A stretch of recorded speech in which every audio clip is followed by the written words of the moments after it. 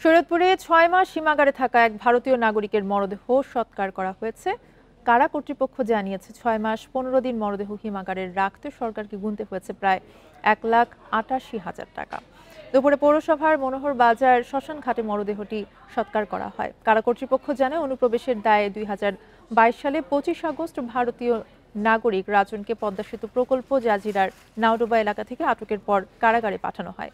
চলতি বছরের ১৮ মে মারা যান তিনি। এরপর থেকেই মরদেহটি সদর হাসপাতালের হিমাগারে রাখা ছিল। পরে দুদেশের সচিব পর্যায়ের বৈঠকের পর মরদেহটি সৎকারের সিদ্ধান্ত হয়। বাংলাদেশ এবং ভারতীয় দুই দূতাবাস এবং দুই রাষ্ট্রের সাথে সচিবালয় পর্যায়ে তাদের ১৩তম মিটিং এ এটা সিদ্ধান্ত হয় এই লাশকে এই দেশেই দাহ করানোর জন্য। ডিএনএ করা হয়েছে, ডিএনএ টেস্ট সংরক্ষিত আছে হাসপাতালে।